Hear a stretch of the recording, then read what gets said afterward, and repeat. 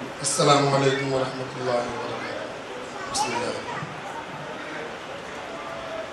تھوڑی دیر اپنے مدرسہ مدنی دارالقرآن کے حوالے قوائف پیش کیے جائیں گے، پھر اس کے بعد بچوں کی دستار بندی ہوگی، پھر آگے کا پروگرام انشاءاللہ چلتا رہے گا۔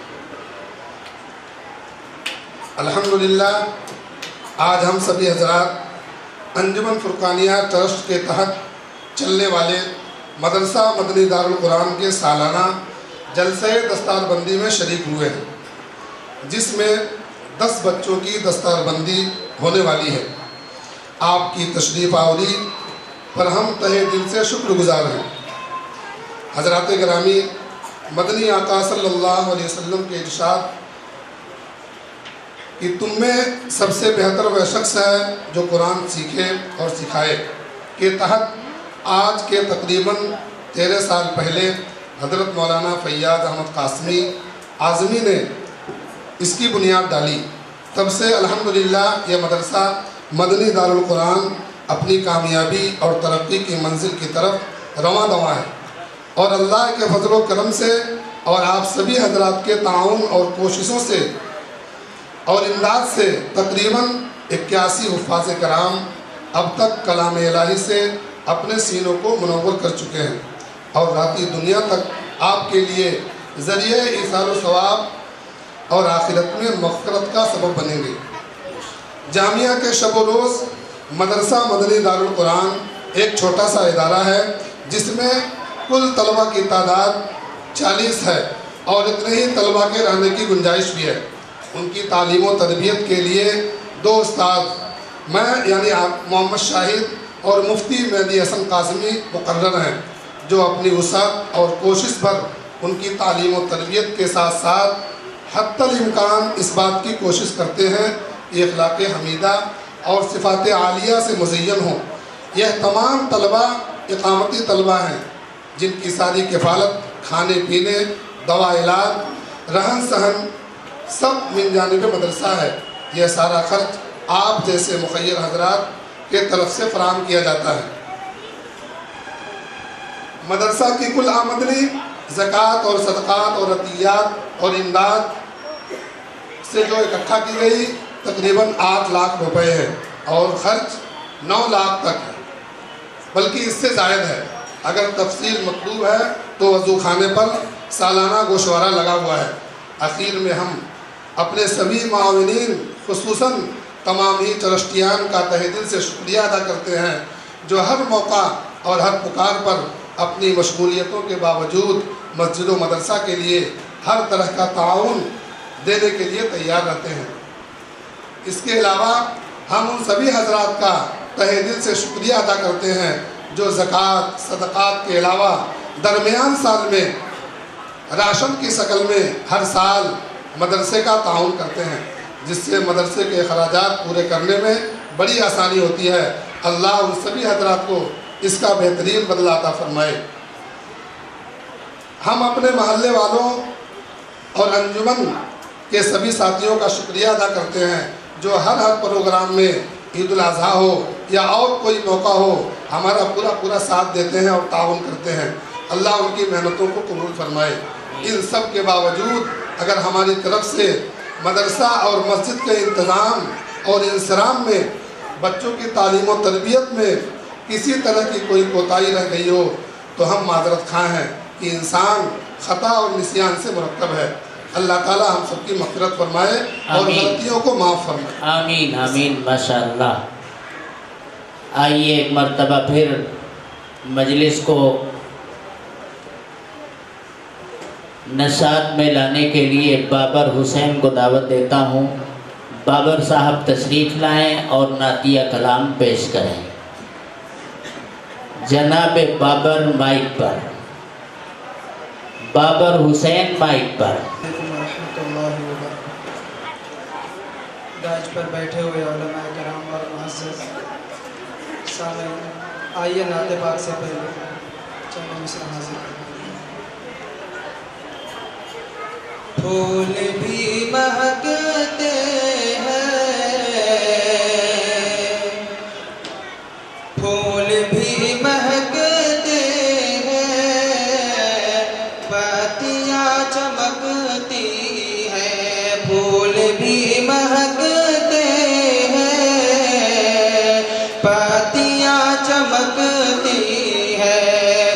گلشن مدینہ کی، گلشن مدینہ کی تتلیاں کیا کہنے بھائی، تتلیاں چمکتی، ماشاء اللہ، چمکتی بے شک ہے، گلشن مدینہ کی تتلیاں چمکتی ہے، مصطفیٰ کے قدموں کا، مصطفیٰ کے قدموں کا دھول کا اثر دیکھو، مصطفیٰ کے قدموں کی دھول کا اثر دیکھو، مصطفیٰ کے قدموں کی دھول کا اثر دیکھو، آج بھی مدینے کی، آج بھی مدینے کی وادیاں چمک، بے شک بے شک، بہت خوب بھائی، ماشاء اللہ، سبحان ہے، پھول بھی مہکتے ہیں، پتیاں چمکتی ہے، بہت اچھے، پڑھ کے دیکھ لو قرآن، عائشہ نے فرمایا، پڑھ کے دیکھ لو قرآن، عائشہ نے فرمایا، ان کی میٹھی میٹھی سب، ان کی میٹھی میٹھی سب بولیاں واہ بھائی واہ، سبحان اللہ، ماشاء اللہ، چمکتی ہے، ان کی میٹھی میٹھی سب بولیاں چمکتی ہے، سبحان اللہ، اور ماشاء اللہ، فیض ہے یہ علماء کا، فیض ہے یہ علماء کا، ہے مدارس کی، فیض ہے یہ علماء کا، دین ہے مدارس کی، ہر طرف جو محفل میں، ہر طرف جو محفل میں ٹوپیاں چمکتی ہے، ٹوپیاں چمکتی ہے، پھول بھی مہکتے ہیں، پتیاں چمکتی ہے، آئیے حضرت دل میں نبی کی یاد ہو، دل میں نبی کی یاد ہو، لب پر نبی کا نام، دل میں نبی کی یاد ہو، لب پر نبی کا نام، دل میں نبی کی یاد ہو، لب پر نبی کا نام، یا رب کچھ ایسے گزرے،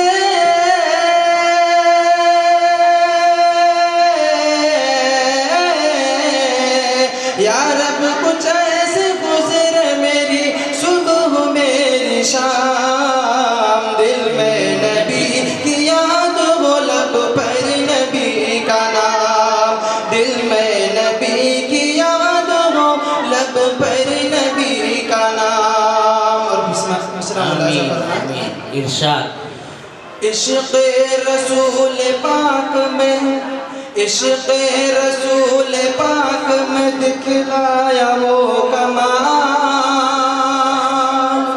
تپتی زمین پہ لیٹ کے کہتے رہے بلال، عشق رسول پاک میں دکھلایا وہ کمال، تپتی زمین پہ لیٹ کے کہتے رہے بلال، تم چاہے جو بھی کر لو ستم ڈھا کے میرا حال، دامن رسول پاک کا ہے چھوڑنا محال، دامن رسول پاک کا ہے چھوڑنا محال، حضرت بلال،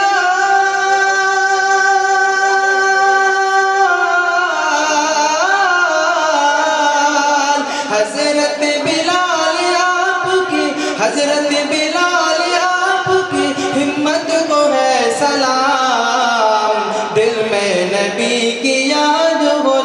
پر نبی کا نام، دل میں نبی کی یاد ہو لب پر نبی کا بہت خوب نام۔ بہت خوب، ماشاءاللہ ماشاءاللہ۔ آئیے حضرات ایک ایسا من حاضر کرتا ہوں جسے سن کر ہم سبھی کو عمل جی کرنا جی چاہیے۔ جی۔ سنت رسول پاک کی، سنت رسول پاک کی اپنائیے جناب، باتوں کو ان کی مان کے دکھلائیے جناب۔ ہاں پورا کر لو پورا۔ سنت رسول پاک کی اپنائیے جناب، باتوں کو ان کی مان کے دکھلائیے جناب، جب بھی کسی سے ملیے کہیں جائیے جناب، ہرگز جھجکیے اور نہ شرمائیے جناب، ہرگز جھجکیے اور نہ شرمائیے جناب۔ پہلے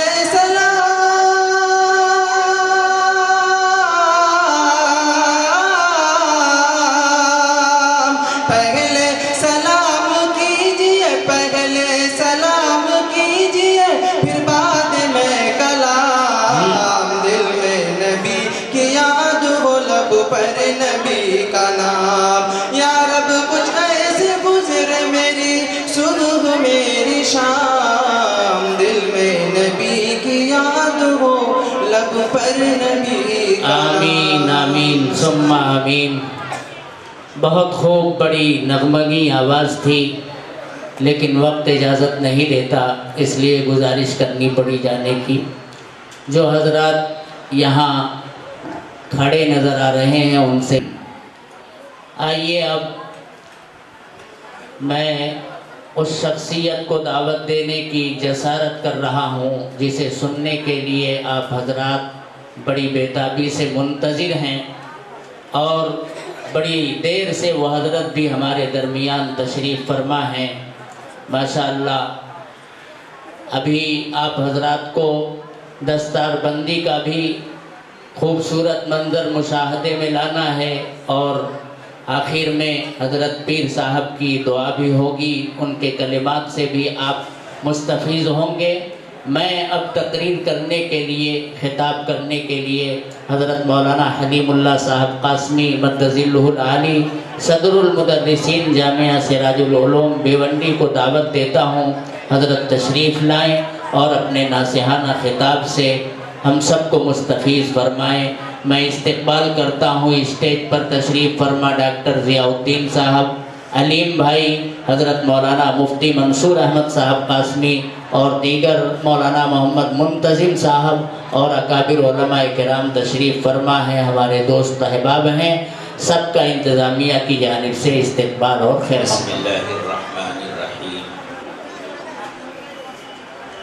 الحمدللہ رب العالمین، والصلاة والسلام علی سید المرسلین وعلی آلہ واصحابہ اجمعین۔ اما بعد فقد قال النبی صلی اللہ علیہ وسلم وَأَنفِقْ عَلَىٰ عِيَالِكَ مِنْ طَوْلِكَ وَلَا تَرْفَعْ عَنْهُمْ عَصَاكَ أَدَبًا وَأَخِفْهُمْ فِي اللَّهِ أَوْ كَمَا قَالَ عَلَيْهِ الصَّلَاةُ وَالسَّلَامُ۔ آج کی اس دینی اور مبارک مجلس کے صدر محترم علماء کرام، بزرگان محترم اور عزیز طلباء، آج کی یہ مجلس بڑی مبارک مجلس ہے،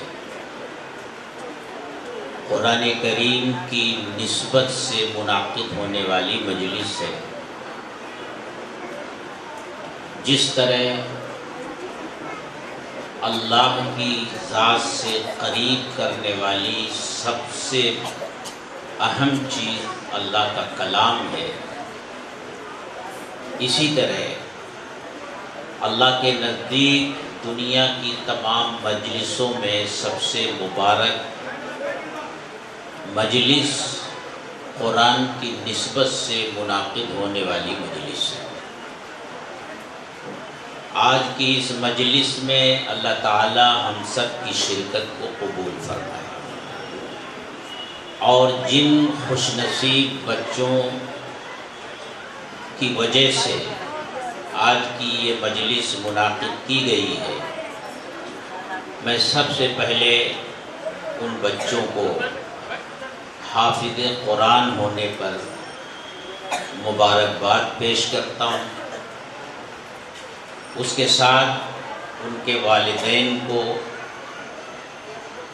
اس ادارے کے اساتذہ کو جنہوں نے ان بچوں کی تعلیم اور ان کی تربیت پر اپنی محنتیں صرف کی، اس ادارے کے ذمہ داروں کو مبارکباد پیش کرتا ہوں، اور ان معاونین کو مبارکباد پیش کرتا ہوں جن کے گراں قدر تعاون سے یہ ادارہ چلتا ہے اور پروان چڑھ رہا ہے، اور ان بچوں نے یہاں رہ کر کے قرآن کریم کے حفظ کی تعلیم مکمل کی ہے۔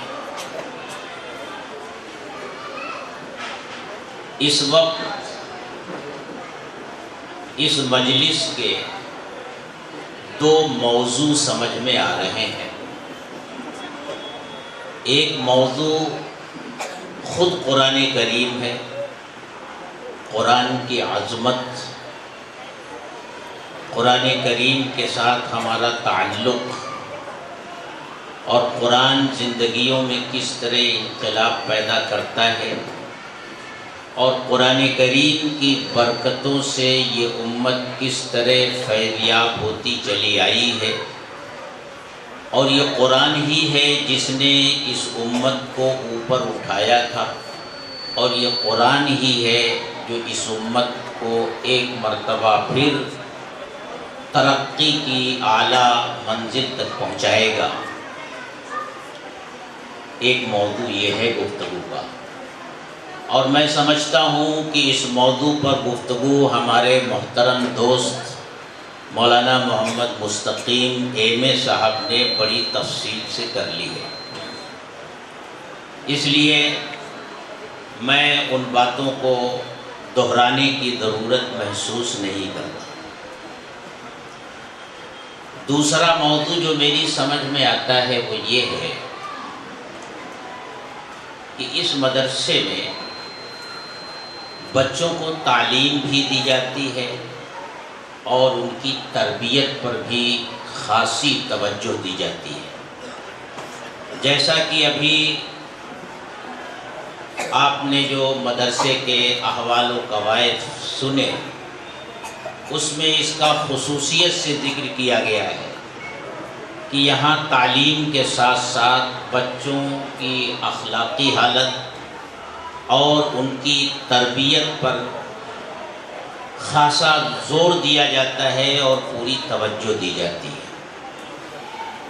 تو یہ آج کی مجلس کا میں سمجھتا ہوں ایک دوسرا اہم موضوع ہے کہ بچوں کی تعلیم اور ان کی تربیت کے تعلق سے ہماری ذمہ داریاں کیا ہیں، اور ہم اس ذمہ داری کو کہاں تک ادا کر رہے ہیں، اور اس میں کہاں کہاں ہم سے کوتاہیاں ہو رہی ہیں، اور ان کوتاہیوں کے نتیجے میں کیسے برے اثرات مرتب ہو رہے ہیں۔ میرے دوستو، ہم جس ملک میں رہ رہے ہیں، یہاں ہم اگرچہ بہت بڑی اکثریت میں ہیں، اور یہ کہنا بالکل بجا ہے کہ ہم دوسری بڑی اکثریت ہیں، لیکن اس حقیقت کا ہمیں اعتراف کرنا ہوگا کہ ہم بہرحال اقلیت میں، اور دنیا کے وہ تمام ممالک جہاں کوئی قوم یا کسی بھی مذہب کے ماننے والے اقلیت میں رہتے ہیں، ان کے سامنے سب سے بڑا اور سب سے اہم مسئلہ ان کے اپنے بچوں کی تعلیم اور تربیت کا ہوتا ہے، اور ساری دنیا میں یہ مسئلہ اس وقت ایک چیلنج بنا ہوا ہے۔ ہر جگہ جو لوگ اقلیت میں ہیں وہ اپنے بچوں کی تعلیم اور خاص طور سے ان کی دینی تربیت کے سلسلے میں خاصے فکر مند نظر آ رہے ہیں، اور یہ بہت بڑا چیلنج ہے ان کے سامنے۔ اور جب ہم اپنے ملک کا جائزہ لیتے ہیں تو یہ محسوس کرتے ہیں کہ یہاں مسلمانوں کی ذمہ داریاں اپنی اولاد کے تعلق سے تربیت کے سلسلے میں بنسبت دوسرے ملکوں کے کہیں زیادہ بڑھ جاتی ہے۔ وجہ اس کی یہ ہے کہ ہمارے اس ملک میں مختلف مذاہب کے ماننے والے لوگ ہیں، مختلف تہذیبوں پر چلنے والے لوگ ہیں،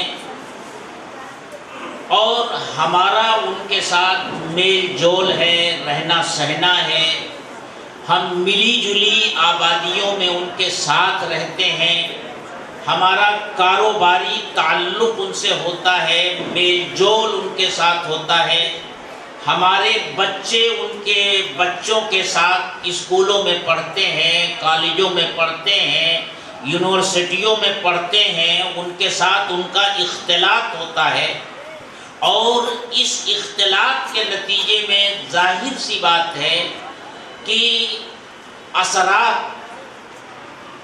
جس ماحول میں بچہ رہتا ہے اس ماحول کے اثرات اس کی زندگی کے اوپر پڑتے ہیں۔ ہمارا بچہ جب آنکھیں کھولتا ہے تو طرح طرح کی چیزیں وہ دیکھتا ہے، وہ اذان بھی سنتا ہے، نماز بھی پڑھتے ہوئے دیکھتا ہے، مسجدوں کو بھی دیکھتا ہے، وہ مندر بھی دیکھتا ہے، اس کے گھنٹے بھی دیکھتا ہے، اس کے پجاریوں کو بھی دیکھتا ہے، وہ چرچ کو بھی دیکھتا ہے، وہاں انجام پانے والی مذہبی رسومات کو بھی دیکھتا ہے۔ غرضے کی مختلف مذاہب کے مذہبی رسومات اس کے سامنے ہوتے ہیں، اور آپ جانتے ہیں کہ بچہ اس کی جو کچی عمر ہوتی ہے وہ اس میں اپنے ماحول سے متاثر ہوتا ہے، اور خاص طور سے اس وقت جب ہمارے ملک میں ایک ایسی حکومت ہے جو پورے ملک کو ایک خاص تہذیب کی طرف، ایک خاص تمدن کی طرف، ایک خاص مذہب کی طرف لے جانے کی کوشش کر رہی ہے، تعلیمی نظام کا بھگوا کرن ہو رہا ہے، اور تاریخی حقائق کو بدلنے کی اور اثر نو تاریخ مرتب کرنے کی کوشش، ناپاک کوشش ہو رہی ہے۔ ان حالات میں ہمارے لیے خطرات اور بڑھ جاتے ہیں دنیا کے دوسرے ملکوں میں بسنے والے مسلمانوں کی بنسبت۔ اس لیے اپنی اولاد کی دینی تعلیم، ان کی اسلامی تربیت کے تعلق سے ہماری ذمہ داریاں کہیں زیادہ بڑھ جاتی ہیں،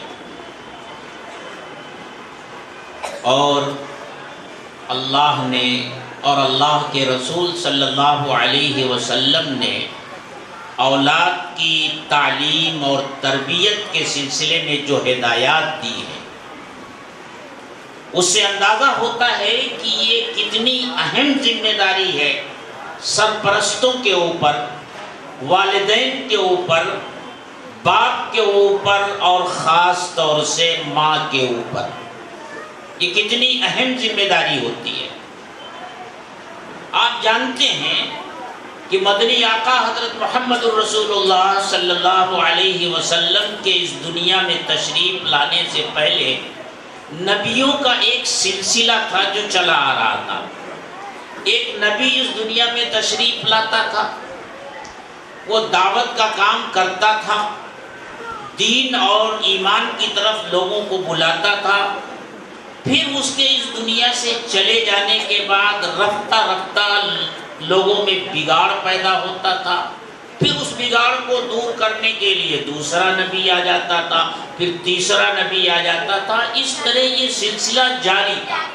حضرت آدم علیہ السلام سے لے کر حضرت محمد الرسول اللہ صلی اللہ علیہ وسلم تک یہ سلسلہ چلتا رہا، لیکن اللہ نے حضرت محمد الرسول اللہ صلی اللہ علیہ وسلم کے سر مبارک پر ختم نبوت کا تاج رکھ دیا، سلسلہ نبوت آپ کے اوپر ختم کر دیا گیا، اور یہ اعلان کر دیا گیا کہ آپ اللہ کے آخری نبی ہیں، آپ کے بعد اب اس دنیا میں کوئی نیا نبی نہیں آئے گا، آپ کی نبوت قیامت تک چلے گی، آپ کی لائی ہوئی تعلیمات اور آپ کے ذریعے اللہ کی طرف سے آئے ہوئے احکامات قیامت تک آنے والے انسانوں کی ہدایت اور ان کی رہنمائی کے لیے کافی ہوں گے۔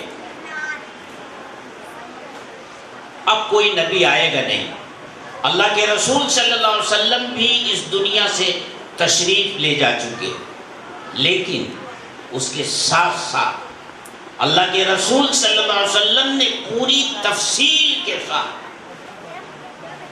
جب گہرائی کے ساتھ اور انتہائی دقیقہ رسی کے ساتھ اس سلسلے میں اسلامی تعلیمات کا مطالعہ کیا جاتا ہے، تو پھر عقل حیران رہ جاتی ہے کہ کتنی دور رس نتائج کی حامل تعلیمات اولاد کی تربیت کے سلسلے میں اللہ کے رسول صلی اللہ علیہ وسلم نے اپنی امت کو دی ہے۔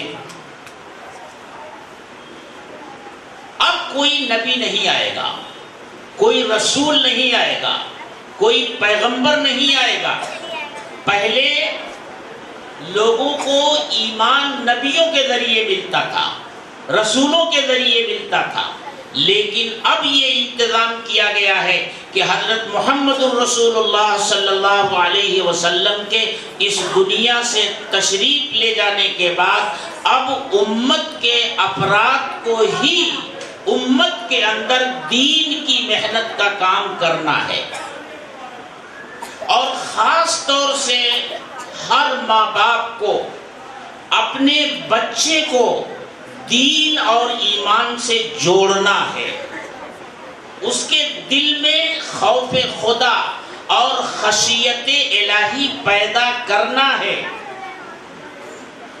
اور اس سلسلے میں کتنا اہتمام کیا گیا، ہم اور آپ یہ سمجھتے ہوں گے کہ بچے کا حق وہاں سے شروع ہوتا ہے جب بچہ پیدا ہو جاتا ہے، بولنے لگتا ہے اور اس کے اندر کچھ شعور پیدا ہو جاتا ہے، کچھ باتیں سمجھنے لگتا ہے، جب وہاں سے اس کو سمجھانے کا، اس کی تربیت کا سلسلہ شروع ہوتا ہے۔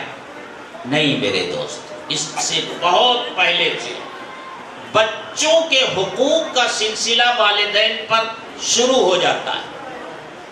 ابھی بچہ اس دنیا میں نہیں آیا ہے، لیکن اس کے اس دنیا میں آنے کا انتظام ہو رہا ہے۔ ایک شخص نکاح کی عمر کو پہنچ گیا، اسے نکاح کرنا ہے، وہ نکاح کرے گا تو پھر انشاءاللہ اس کے ہاں بچہ بھی پیدا ہوگا۔ اب یہ جو بچہ ابھی پیدا نہیں ہوا ہے، پیدا ہونے والا ہے، اس پیدا ہونے والے بچے کا یہ حق ہے کہ شریعت یہ کہتی ہے کہ اے نکاح کرنے والے شخص، تو یہ دیکھ کہ تیرے بچے کی بننے والی ماں کیسی ہے، اس ماں کے اندر ایمان ہے کہ نہیں ہے، اس ماں کے اندر اخلاق ہے کہ نہیں ہے، وہ ماں صاحب کردار ہے یا نہیں ہے۔ تجھے اپنی رفیق حیات تلاش کرتے وقت یہ دیکھنا ہوگا کہ جس عورت کو تو اپنی رفیق حیات بنا رہا ہے اس کی زندگی میں دین ہے یا نہیں ہے۔ یہ تیرے بچے کا تیرے اوپر حق ہے۔ اگر تو نے ایسا نہیں کیا تو اپنے بچے کے پہلے حق کو ضائع کیا۔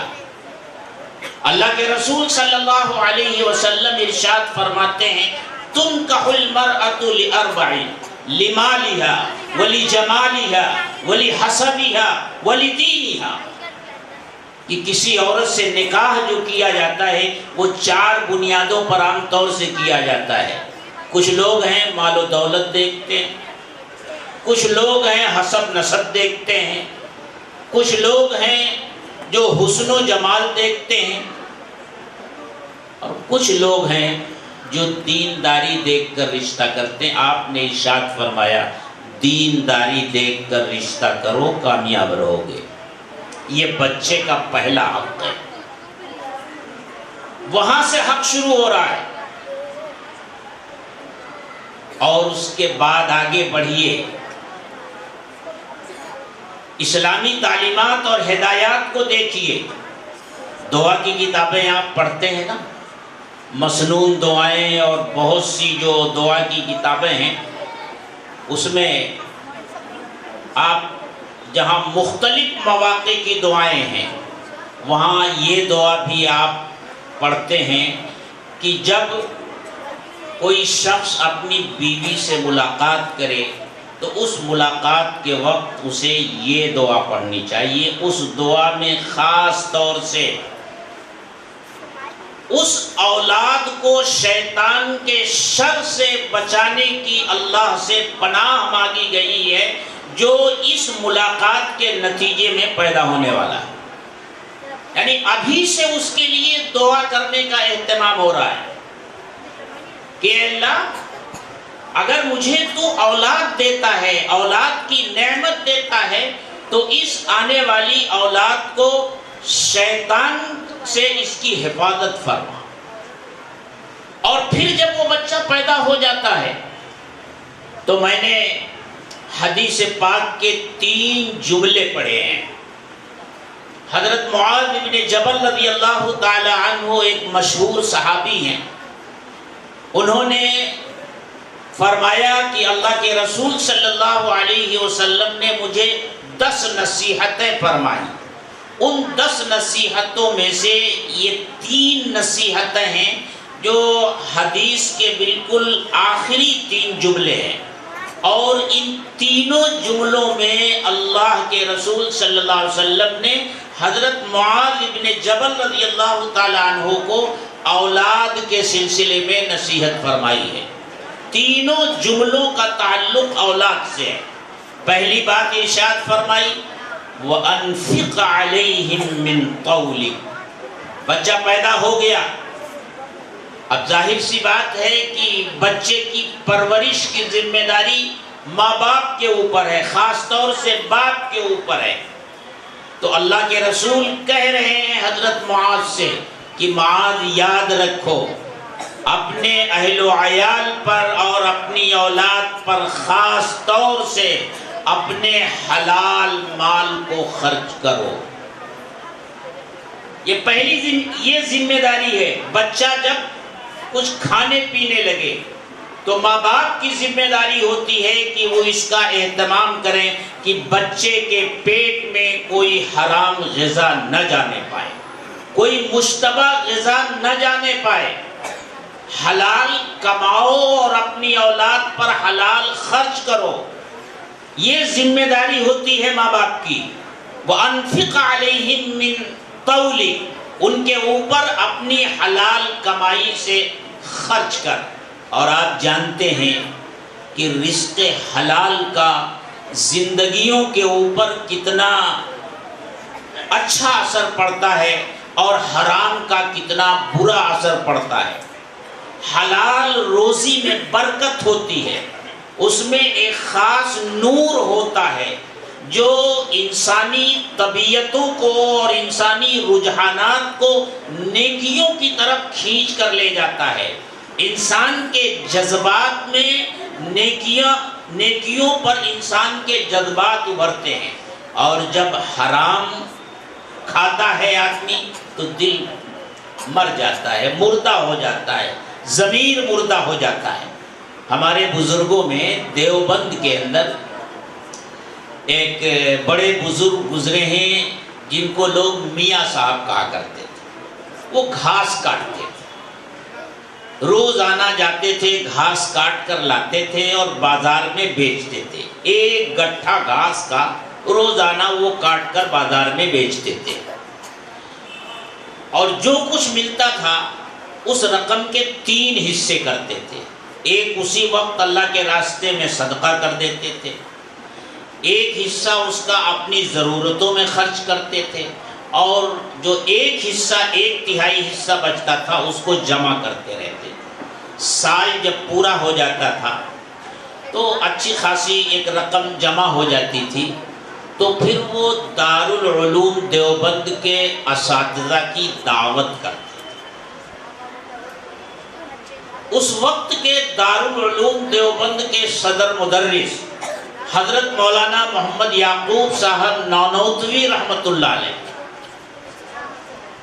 وہ فرمایا کرتے تھے کہ ہمیں حضرت میاں جی کی دعوت کا سال بھر انتظار رہتا ہے، اور جب وہ دعوت ہوتی تھی تو خود حضرت مولانا یعقوب صاحب نانوتوی رحمۃ اللہ علیہ بازار سے کچی ہانڈیاں منگاتے تھے اور خود اپنے ہاتھ سے دعوت کا کھانا تیار کرتے تھے، اور کھانا کھانے کے بعد ارشاد فرماتے تھے کہ ہم سال بھر حضرت میاں صاحب کی دعوت کا انتظار کرتے ہیں، اور دعوت کھا لینے کے بعد ہم اپنے دلوں میں 40 دن تک نورانیت محسوس کرتے ہیں۔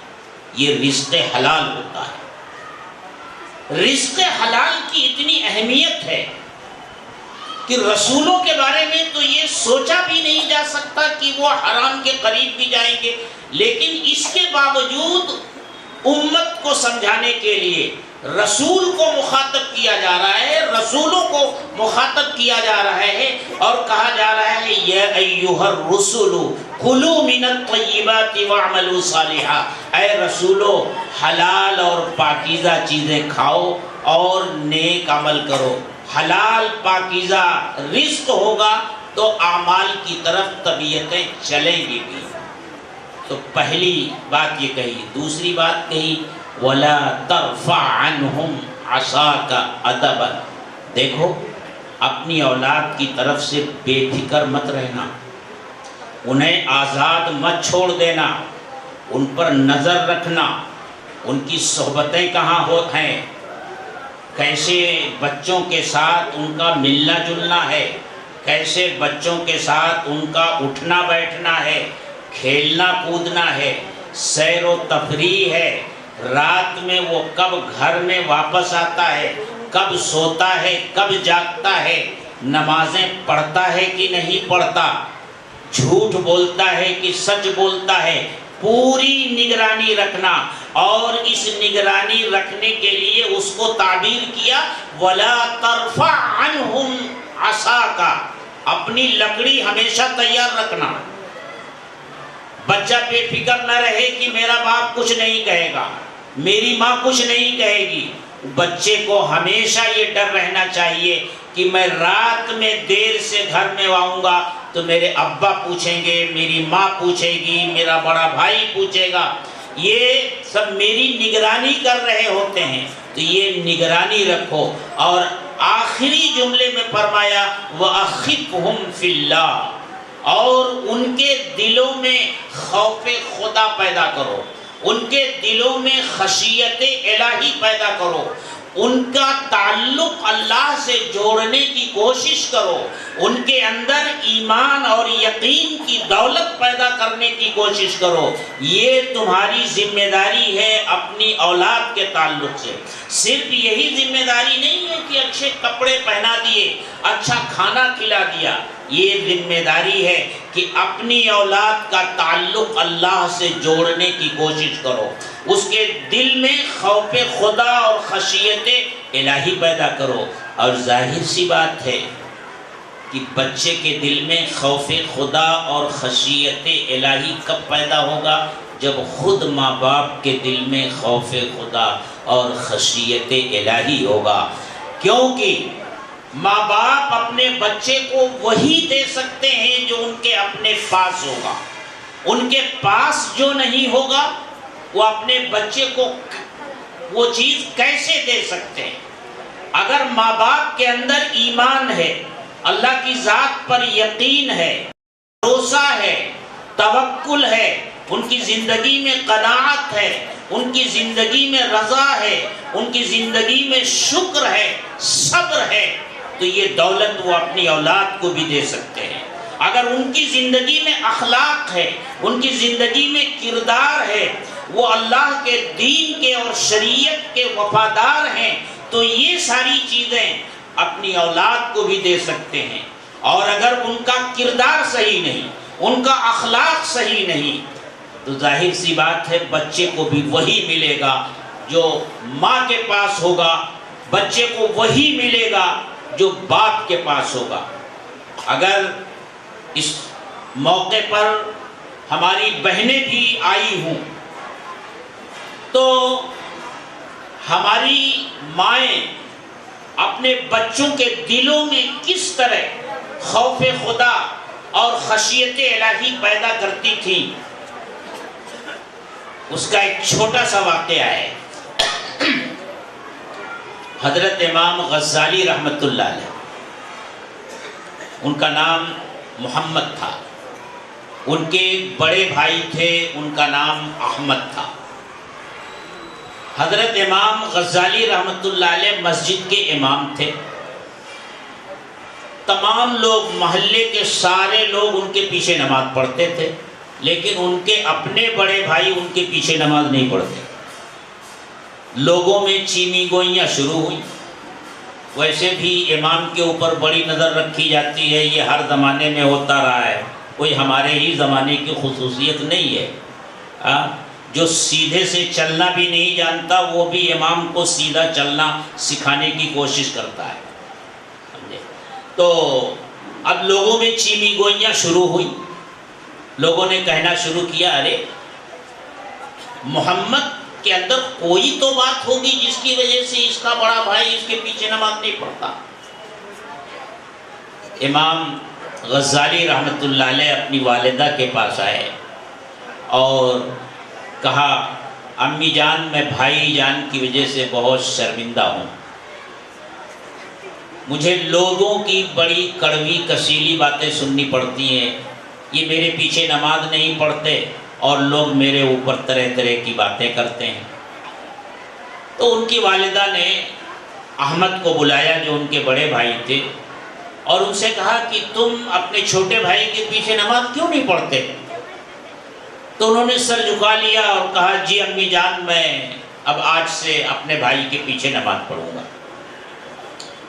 نماز کا وقت ہوا، اقامت ہوئی، اور حضرت امام غزالی رحمت اللہ علیہ نے مصلی پر کھڑے ہو کر کے نیت باندھی اور نماز شروع کی. ایک رکعت تو خیریت سے ہو گئی، لیکن جب دوسری رکعت کے لیے کھڑے ہوئے تو ان کے بڑے بھائی نیت توڑ کر بھاگ گئے. اب تو اور لوگوں میں چرچا ہوا، یہ کیا ہو گیا؟ درمیان میں نماز چھوڑ کر بڑے بھائی چلے گئے. امام غزالی رحمت اللہ علیہ اپنی والدہ کے پاس آئے، روحان سے ہو گئے اور عرض کیا کہ امی جان، آج تو بڑے بھائی نے غضب ہی کر ڈالا. میرے پیچھے نماز کے لیے کھڑے ہوئے، لیکن ایک رکعت پڑھی تھی اور اس کے بعد وہ نیت توڑ کر دوسری رکعت میں بھاگ گئے. والدہ نے غصے سے احمد کو بلایا اور پوچھا، احمد یہ حرکت تم نے کیوں کی؟ کہا، امی جان اسی سے پوچھ لو. اب امام غزالی رحمت اللہ علیہ نے سر جھکا لیا. والدہ نے کہا، تم بتاؤ، حرکت تم نے کی ہے، تم بتاؤ تم نماز چھوڑ کر کیوں بھاگے؟ کہا، امی جان جب تک یہ نماز پڑھ رہا تھا اس کی توجہ اللہ کی طرف تھی، میں اس کے پیچھے کھڑا تھا، اور جب اس کی توجہ نماز سے ہٹ گئی اور دوسری طرف چلی گئی تو میں بھی اس کے پیچھے سے ہٹ کر چلا گیا. اب ماں نے امام محمد غزالی کی طرف دیکھا کہ بات کیا ہے، تو حضرت امام غزالی رحمۃ اللہ علیہ نے فرمایا کہ امی جان بات دراصل یہ ہے کہ میں نماز سے پہلے ایک کتاب کا مطالعہ کر رہا تھا، کچھ مسائل پڑھ رہا تھا، اور نماز کا وقت ہو گیا اور میں مصلی پر چلا گیا۔ ایک رکعت تو میں نے خیریت سے پڑھی، دوسری رکعت جب شروع کی تو وہی مسائل جو میں نے کتاب میں دیکھے تھے وہی میرے ذہن میں آ گئے اور انہی مسائل میں الجھ گیا۔ ماں نے بڑی سرد آہ کھینچی اور کہا احمد اور محمد تم دونوں میرے کام کے نہیں ہو، تم دونوں میرے کام کے نہیں ہو۔ ایک جب مصلی پر کھڑا ہوتا ہے تو اس کی توجہ اللہ کے بجائے دوسری طرف ہوتی ہے، اس لیے غزالی تم میرے کام کے نہیں اور احمد تم بھی میرے کام کے نہیں۔ تم جب اس کے پیچھے نماز پڑھنے کے لیے کھڑے ہوئے تو تمہاری توجہ اللہ کی طرف ہونی چاہیے تھے، اپنے بھائی کے دل کی طرف تمہاری توجہ نہیں ہونی چاہیے تھی، تم دونوں میرے کام کے نہیں ہو۔ تو مائیں اس طرح ہوتی تھی جو اپنی اولاد کے دلوں میں خوف خدا، خشیت الہی پیدا کرتی تھی، اللہ کی ذات کے ساتھ تعلق پیدا کرتی تھی۔ یہ تو امام غزالی کا واقعہ ہے۔ خواجہ قطب الدین بختیار کاکی رحمۃ اللہ علیہ کا واقعہ تو بہت مشہور ہے کہ ان کے ماں باپ نے سوچا کہ بچے کی اب تربیت ہونی چاہیے، اللہ کے ساتھ اس بچے کا تعلق جوڑنا چاہیے، تو ایک پروگرام بنایا۔ پروگرام یہ بنایا کہ جب حضرت خواجہ صاحب مکتب چلے جاتے اور وہاں سے واپس آتے تو بھوک لگی ہوتی تھی، والدہ یہ انتظام کرتی تھی کہ ان کے آنے سے پہلے روٹی وغیرہ پکا کر کہیں کنارے گوشے میں رکھ دیتی تھی کہ تھوڑی سی تلاش کے بعد وہ روٹی مل جائے۔ جب آتے تھے خواجہ صاحب تو کہتے تھے کہ ماں بھوک لگی ہے، ماں کہتی کہ بیٹا اللہ سے مانگو، اللہ سے جو مانگا جاتا ہے ملتا ہے۔ پوچھتے ماں کیسے مانگوں اللہ سے؟ کہا بیٹا وہ مصلی رکھا ہوا ہے اسے بچھاؤ اور اس پر بیٹھ کر اللہ کے سامنے ہاتھ پھیلا کر کے یہ کہو کہ اللہ میں بھوکا ہوں، مجھے بھوک لگی ہے، مجھے پیاس لگی ہے، میں مکتب سے آیا ہوں، پڑھ کر آیا ہوں، اے اللہ مجھے روٹی دے دے، اے اللہ مجھے پانی دے دے۔ یہ کہہ کر کے تم دعا مانگ کر کے اٹھو اور تلاش کرو، کہیں نہ کہیں تمہیں روٹی مل جائے گی۔ روٹی تو پہلے سے رکھی ہوتی تھی۔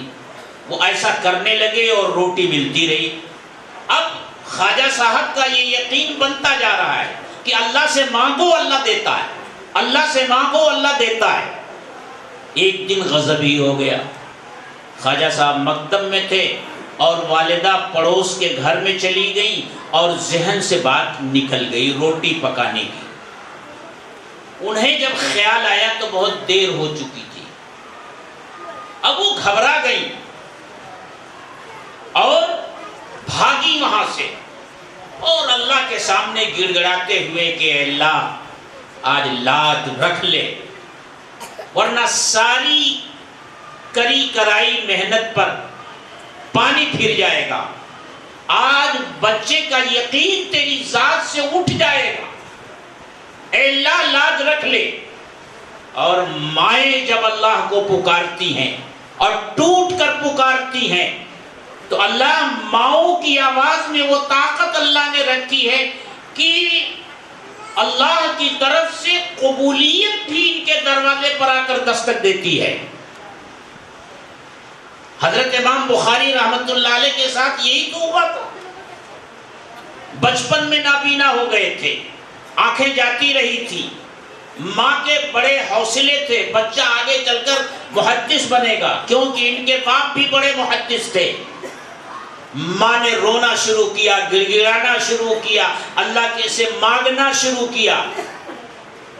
اچانک ایک رات خواب میں دیکھا کہ حضرت خلیل اللہ تشریف لائے ہیں اور کہہ رہے ہیں اللہ کی بندی اٹھ، اللہ نے تیرے بچے کی بینائی واپس کر دی۔ انہوں نے جب بچے کو دیکھا تو ان کی بینائی واپس آ چکی تھی۔ مائیں جب ہاتھ پھیلا دیتی ہیں تو اللہ کی طرف سے اجابت چل کر آتی ہے۔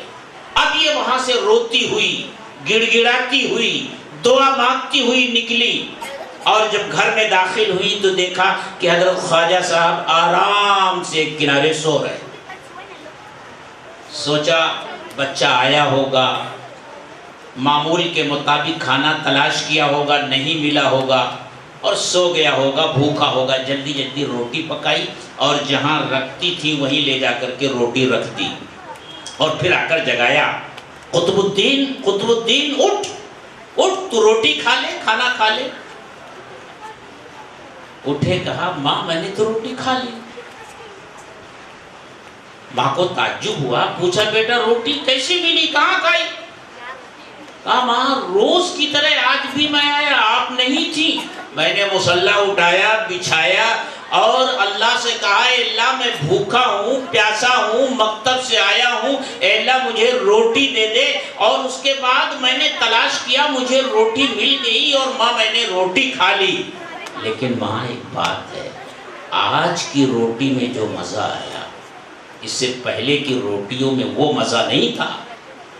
تو مائیں اس طرح اپنی اولاد کی تربیت کرتی تھی۔ جب جنید پیدا ہوتے تھے، غزالی پیدا ہوتے تھے، عبد القادر جیلانی پیدا ہوتے تھے، بخاری پیدا ہوتے تھے، معین الدین چشتی پیدا ہوتے تھے، نظام الدین اولیاء پیدا ہوتے تھے، تو اللہ کے رسول نے کیا ہدایت دی؟ وَأَخِفْهُمْ فِي اللَّهِ، اپنی اولاد کے دلوں میں اللہ کا خوف پیدا کرو۔ یہ ذمہ داریاں ہیں ماں باپ کی، اور ہمارے اس ملک میں اب یہ ذمہ داریاں اپنی اولاد کے تعلق سے اور بڑھ گئی، اور وہ اس لیے بھی بڑھ گئی ہے کہ ہمارے بچے ٹھیک ہے مکتب میں آتے ہیں، مدرسوں میں جاتے ہیں، ان کو تو وہاں دینی ماحول ملتا ہے، دین کی باتیں سننے کو ملتی ہیں، لیکن اسکول کی چہار دیواری میں، اسکولوں میں جب جاتے ہیں، اور خاص طور سے جب کالجوں میں جاتے ہیں جہاں مخلوط نظام تعلیم ہوتا ہے، لڑکے اور لڑکیاں پڑھتے ہیں، مختلف مذاہب کے بچے اور بچیاں ایک ساتھ بیٹھ کر پڑھتے ہیں، ان کے عقائد میں اختلاف، ان کے نظریات میں اختلاف، ان کی سوچ میں اختلاف، ان کی تہذیب میں اختلاف، ان کے تمدن میں اختلاف، تو اس کا بڑا خطرہ رہتا ہے کہ کہیں ہمارا بچہ کسی باطل نظریے کا شکار نہ ہو جائے۔ اگر ماں باپ نے اس کے ایمان کو پختہ بنایا ہے، اس کے یقین کو پختہ بنایا ہے، اس کے دل کی سادہ تختی پر ایمان کو کندہ کر دیا ہے، تو وہ دنیا کے جس ماحول میں جائے گا، جہاں بھی جائے گا، متاثر نہیں ہوگا، متاثر کرنے والا بنے گا اور لوگوں کی ہدایت کا ذریعہ بنے گا۔ اور اگر یہاں کمزوری رہ گئی تو اس بات کا خطرہ ہے کہ اس مخلوط معاشرے میں ہمارے بچے کہیں ہمارے ہاتھ سے نہ نکل جائیں، وہ ایمان کی دولت نہ کھو بیٹھیں، وہ اپنے اخلاق اور کردار کو نہ گنوا بیٹھیں، یہ خطرہ ہوتا ہے۔ اس لیے میرے دوستو، اس وقت ہمارے ملک میں اپنی اولاد کے تعلق سے ہماری ذمہ داریاں تو پہلے بھی تھیں، لیکن آج کے ماحول میں وہ ذمہ داریاں کہیں زیادہ بڑھ چکی ہیں۔ اللہ تعالی ہم سب کے دلوں میں اس کا احساس پیدا فرما دے۔ وآخر دعوانا ماشاءاللہ، حضرت مولانا حلیم اللہ صاحب قاسمی مدد اللہ علی نے بہت ہی کم وقت میں، اس لیے کہ حضرت کی باتیں بہت لمبی ہوتی ہیں، یہ تو بہت ہی معمولی وقت تھا، یقیناً ہم سب کی تشنگی باقی رہ گئی، ورنہ اولاد کی تعلیم اور تربیت کا جو عنوان حضرت نے اٹھایا تھا، اس پر سیر حاصل گفتگو کرنے کے لیے بہت زیادہ وقت درکار ہے۔ گفتگو سمٹ گئی، لیکن بڑی کام کی باتیں حضرت والا نے ارشاد فرمائی۔ قلندر ہر سے گوید دیدہ گوید، حضرت کو جہاں علم کے میدان میں بصیرت حاصل ہے، اسی طرح ملک کی حالات کے اوپر بھی حضرت کی بڑی بصیرت افروز باتیں ہوتی ہیں اور آپ حضرات اسے سماعت کرتے رہتے ہیں. وقت میں گنجائش نہیں ہے، اس لیے اب بلا تاخیر ہمارا یہ دستار بندی کا سلسلہ شروع ہونا چاہیے.